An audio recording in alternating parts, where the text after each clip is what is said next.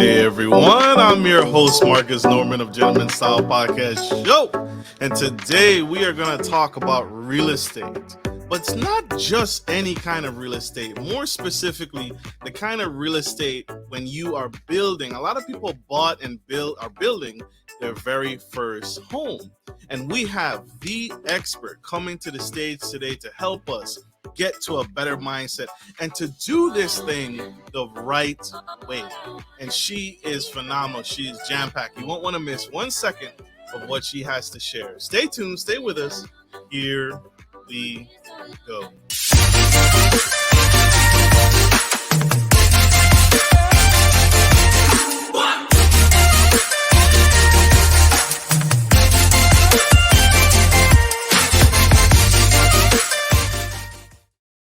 Hey, Gentleman Style family, this is your boy Marcus Norman of Gentleman Style Podcast Show, your favorite gentleman, and I have Miss Monika Zasada coming to you live with over 25 years of expertise. She helps everyone, families, loved ones, near and far, get to a better place in home construction. She is your home construction curator.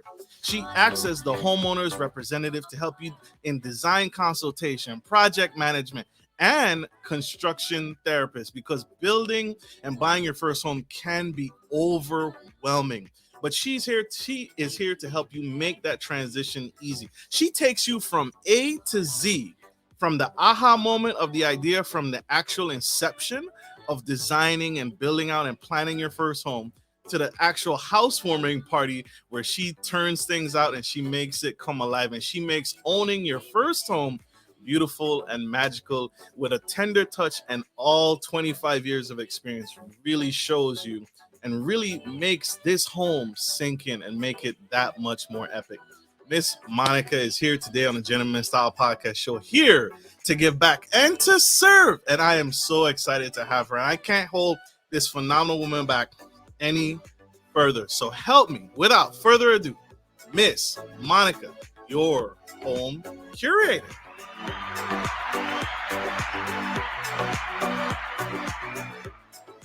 Welcome to the Gentleman Style Podcast Show, Miss Monika. How are you? I am so fantastic, Marcus, and I cannot wait to share my knowledge with your audience. And I don't think I have ever been on a podcast with so much positive, upbeat energy. So fantastic. I'm feeling fantastic, and thank you for having me. We are fantastic to have you. One more round of applause for her, y'all. Woo!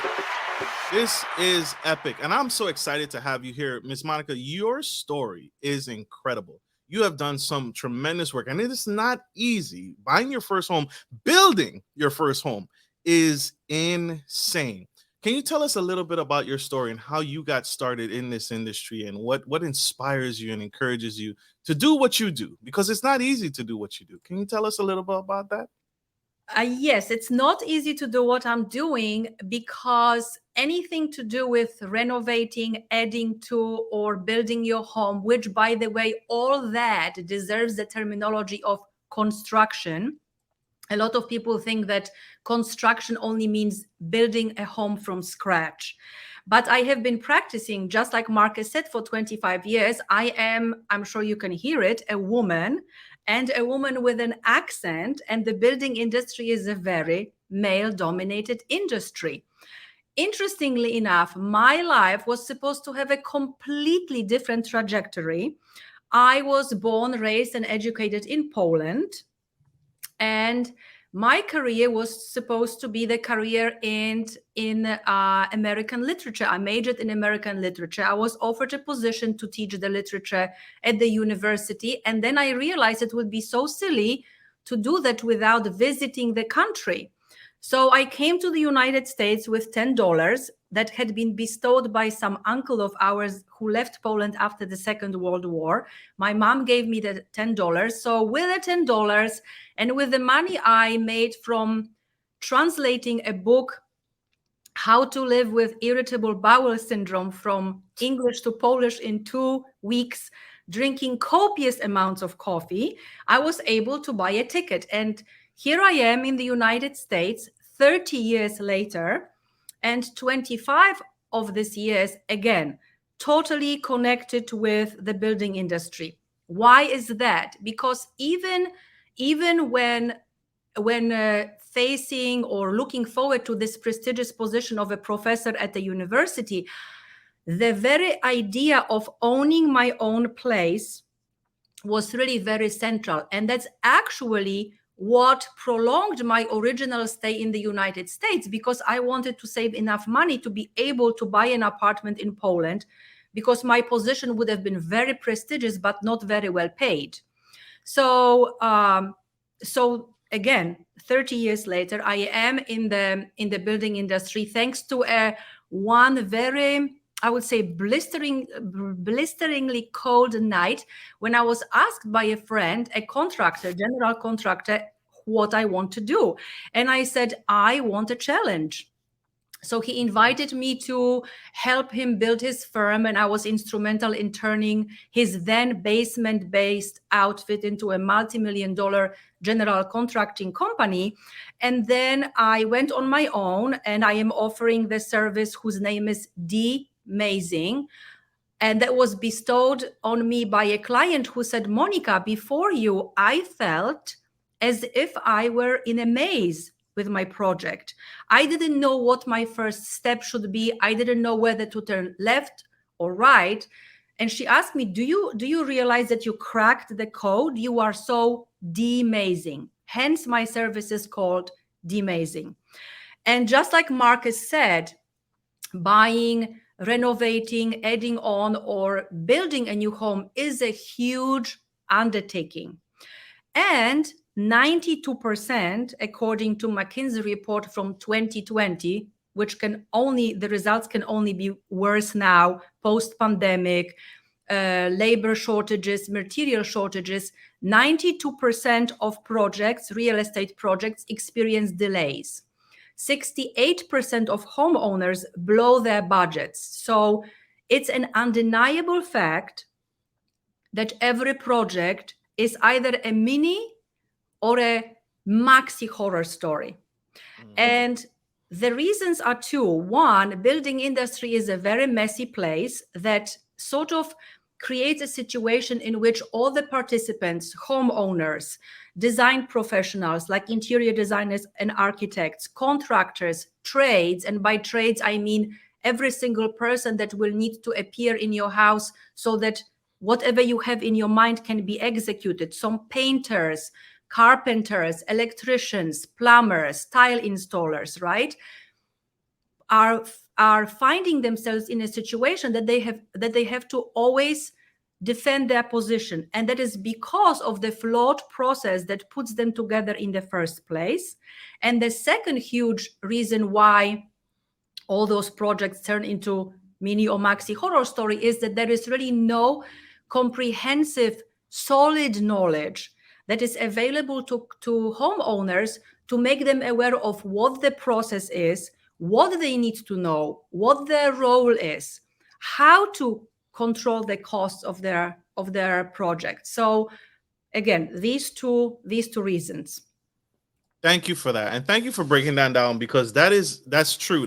It's a nightmare to build your first home, and it can be overwhelming, from blueprints to working with the bank to working with your real estate agent, right? And then if you're currently in a home, selling that home or moving out of where you're currently staying, all of that can be overwhelming. Miss Monika, what are some things people can do to in the first very initial steps when preparing for home renovations? What are the first things someone should do when seeking you out for your services and your help? Well, I can be easily found on my website, which is de-mazing.com, where you have an opportunity to book a free construction therapy session. You can, if you like to talk, if you are a reader, there is a free ebook, 3 home construction must-haves.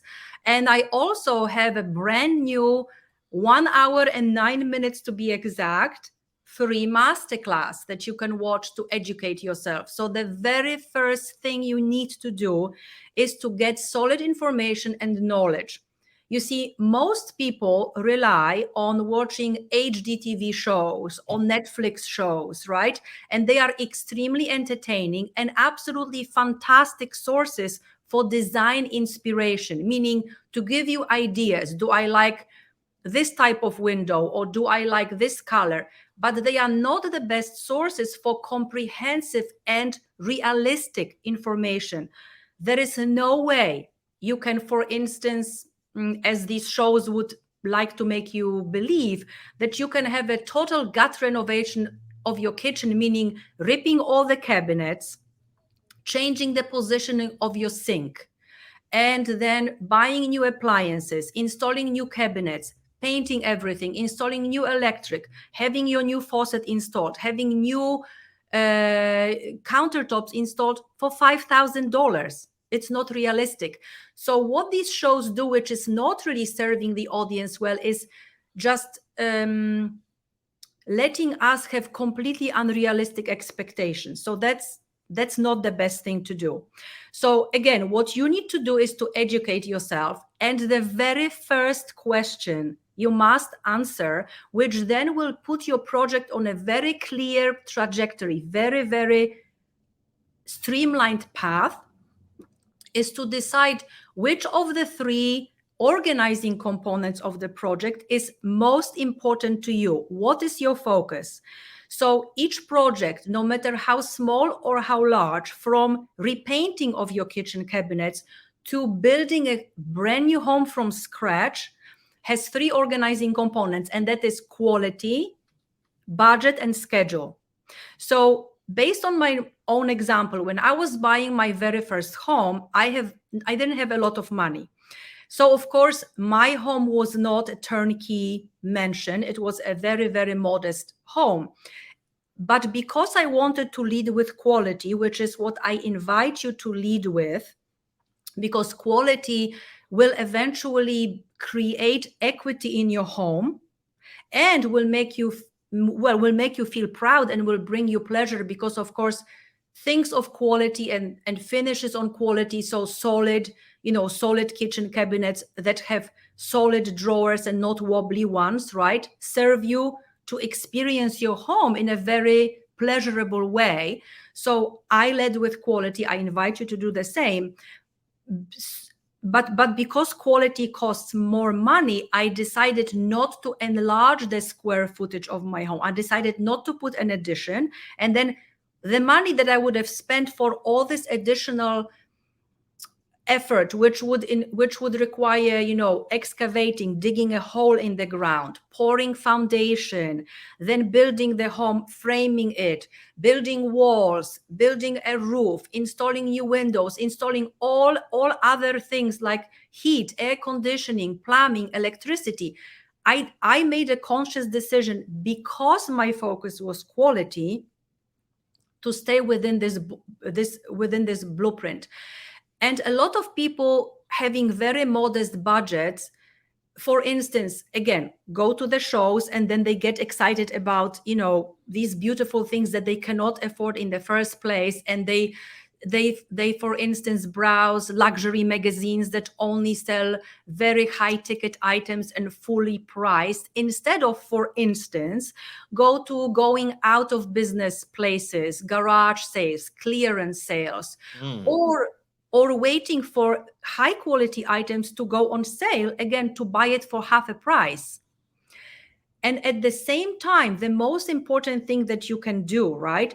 If you bet on on quality, and you have limited budget, you need to understand that you need to dedicate enough time in the lifetime of your project, right, to educate yourself. And by that, what I mean, instead of being mesmerized by certain things, for instance, a lot of my female clients say, "Oh, Monika, I absolutely adore the foyer of Carrie Bradshaw, played by Sarah Jessica Parker in Sex and the City. Great fan. She walks into this beautiful foyer where there is beautiful round table with a huge vase of flowers, right?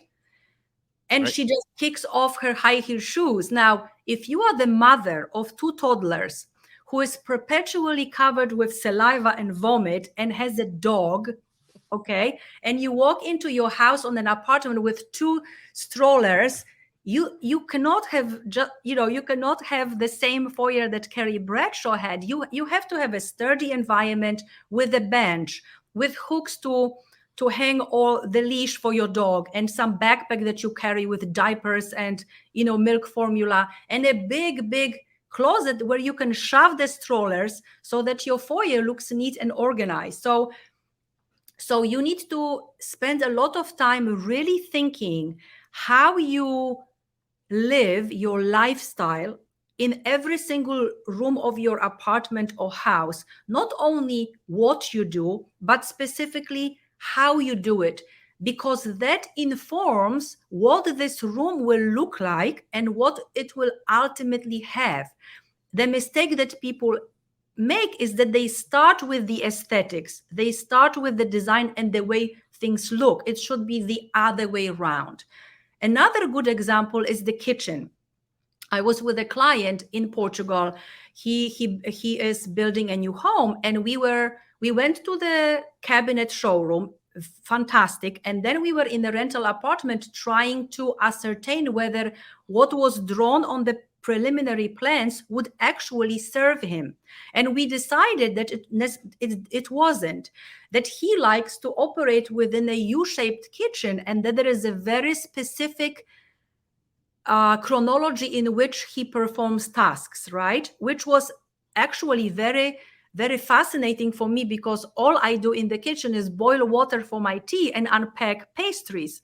How did you find that out? From where he previously lived, that he had that habit of going in a certain order? How did you discover that?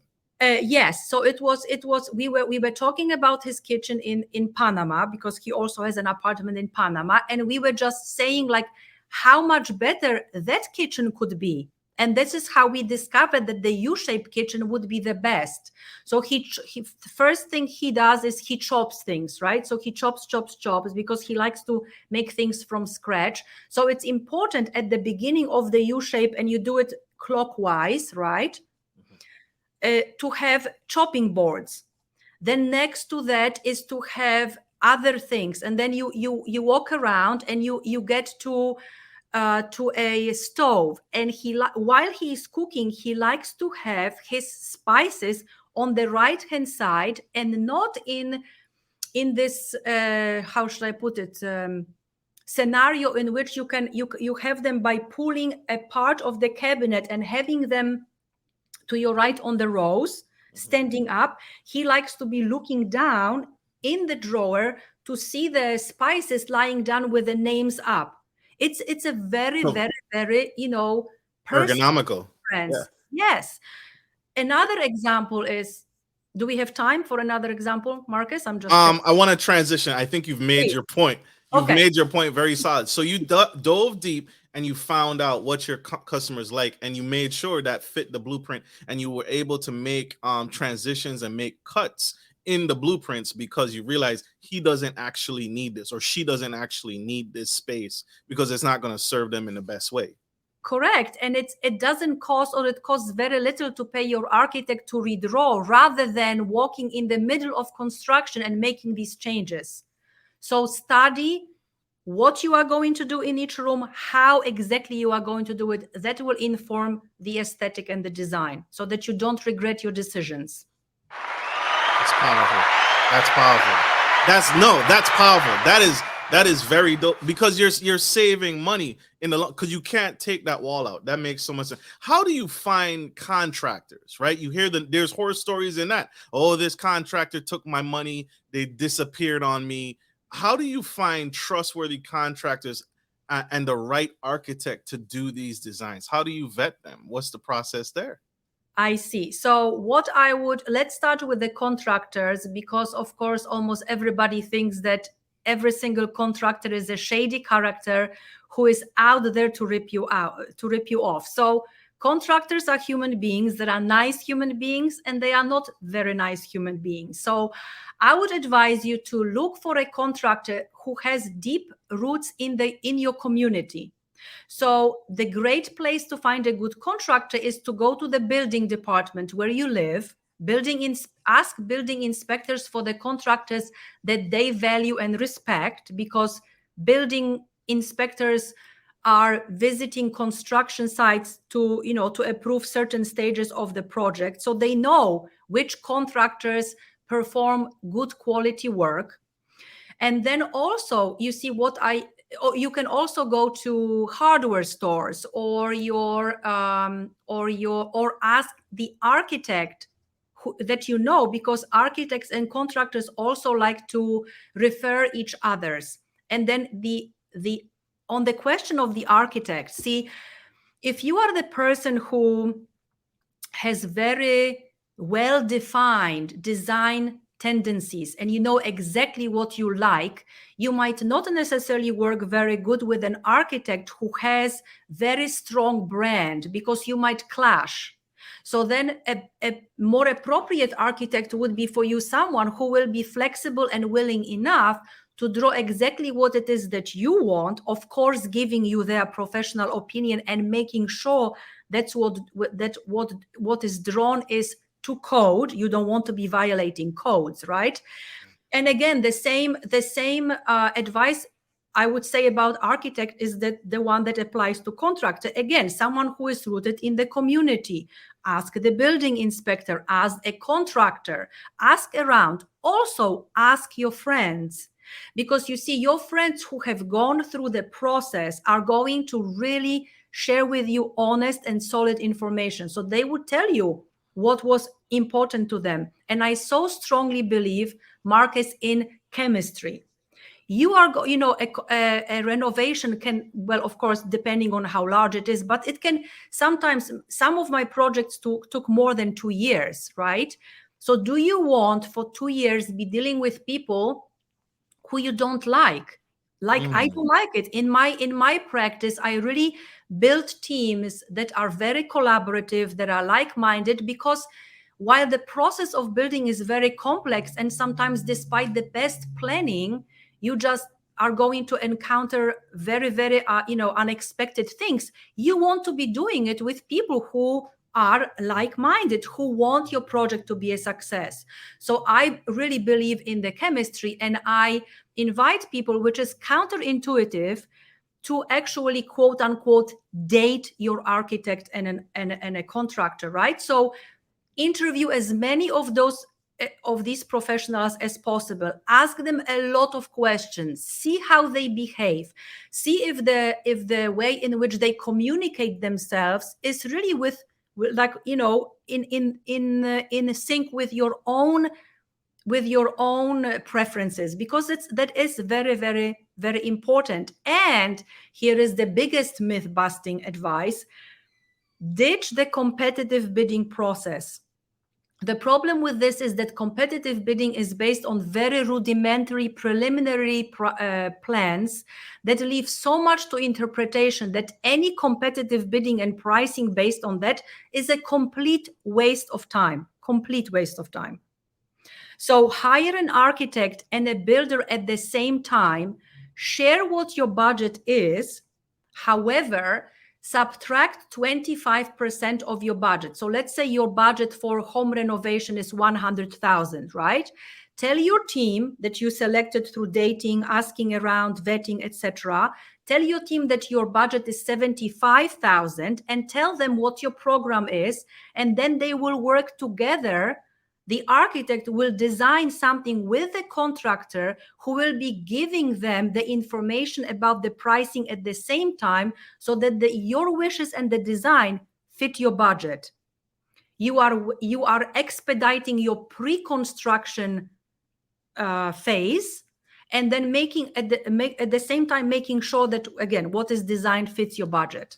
So that's unique. So traditionally, I guess we typically have the architect design the house to the specifications, and then I bring it to the contractor to build out what the architect picked. You're actually encouraging for them to actually work together so that the architect can relay, hey, we want to do this. Well, that's not what I can allow. I don't have the materials, or I can't do this based off of the budget we have. So that forces them to work together. Correct. That's So unique. that is sort of, people are telling me this is completely myth busting, but that's another thing that I don't understand, is like why people are not open about sharing what their budget is. Mm, It completely derails project. And I mean, I've heard so many stories when the clients spend money on, on plans, and then it goes out to bidding, only to discover that the prices that are coming back are twice as to what the budget was. I mean, it's a complete and utter waste of plans, waste of time and money.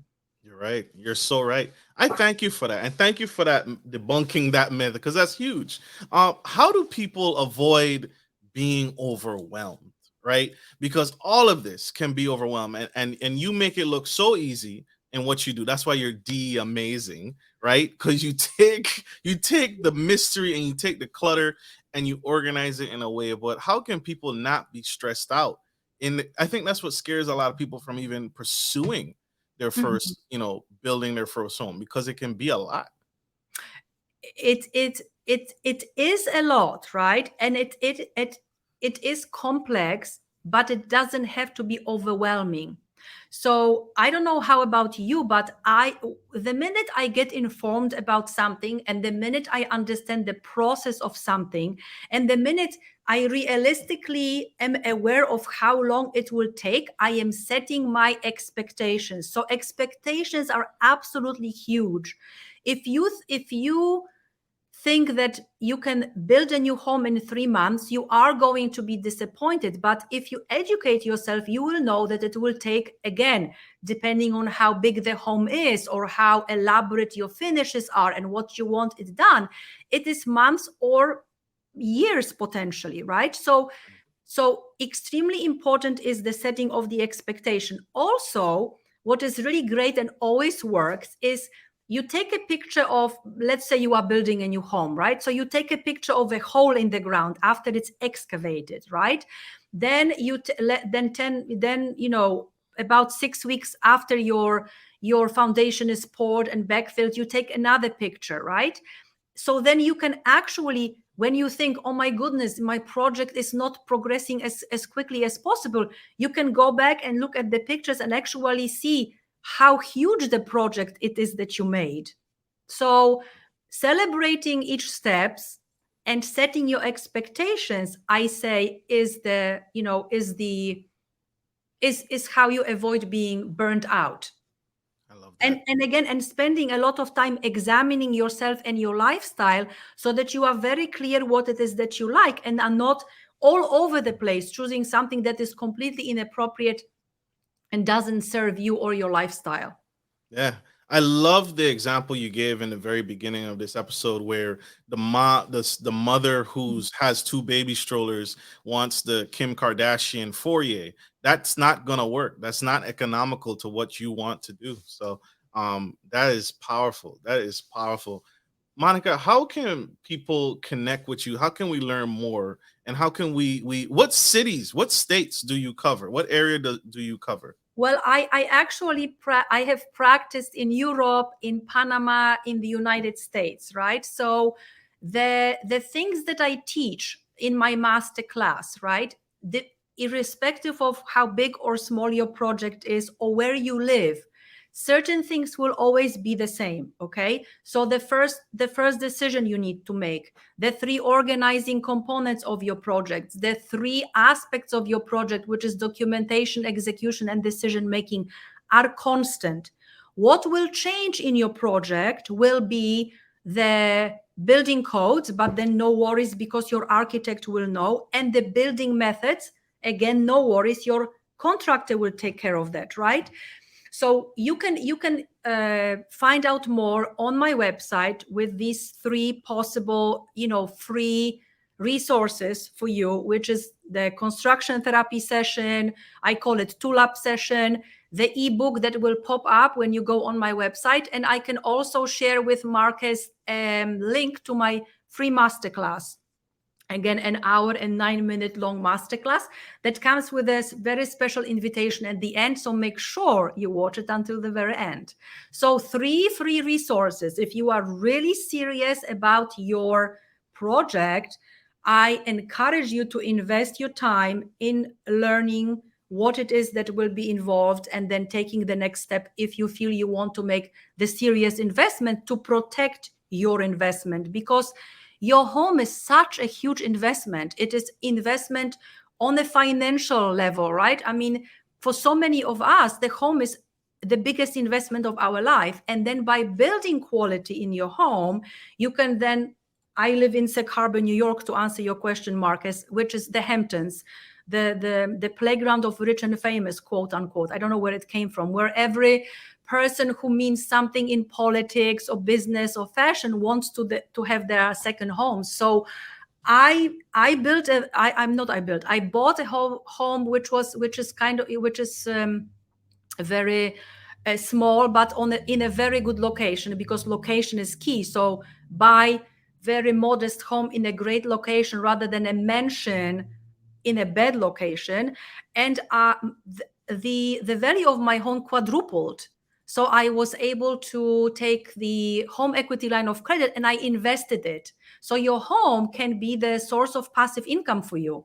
So I think it's the best investment. For me it is, and especially with volatile markets now, it's even more precious to me. So I encourage you to invest in your home for financial reasons and also for emotional reasons. I always wanted to have a home, to have a place where my books live and where, I gather with family and friends and I live a meaningful life. This is gold. This is nuggets. This is impactful. Woo-hoo! You guys, this is amazing. You have taken something that seems monstrous and just dubbed it down and made it really, really simple for us. What final words? You've dropped so many nuggets this episode. What final encouragement would you give to that young girl, that young boy out in the audience who's just terrified about buying their first home, and they need someone like you to really debunk a lot of those myths and really just say woosah? Any final words, tips, nuggets, anything you'd like to share to that young girl or boy? Yes, I would say empower yourself with knowledge and think about your project as the best movie, right? Every good movie has twists and turns. So it's good drama, good action, right? But if you have all of that resting securely on the knowledge that you ought to first acquire to take these steps, spending enough time to educate yourself will then produce this excellent action movie that you will be the main character. In the end, you are going to get the home exactly that you like within the budget that you can afford. So it's just the best outcome, and all the effort is so well worth it.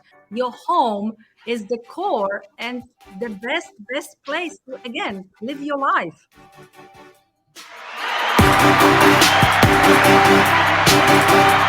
Mic drop. Mic drop. I love that. Thank you, Monika. This has been an epic episode. Thank you for sharing nuggets. And I'll bring that back up on the screen one more time, please. D Amazing for my audio listeners. That's www.d/amazing.com. Connect. And don't be scared. Go after your goals. Go after the beautiful home and let Monika and her team help you. All right, guys, we got to let Miss Monika go. She has many more consultations to make and many more families to help. And we put that link in the show notes. We'll be sure to get that to you guys. If you guys missed anything this episode, connect. Thank you, Miss Monika. We love you. We appreciate you. Thank you for having me here. I'm more than happy to hear the tips. And the best of lucks with your home projects. Absolutely. Thank you all, my audience, for tuning in to the Gentleman Style Podcast Show. I hope this helps. I hope this served you. Like I always end every show, take care of your friends, take care of your family, and always take care of business. Marcus Norman signing off, and Miss Monika, your home renovation expert. Love you guys. Bye. Bye.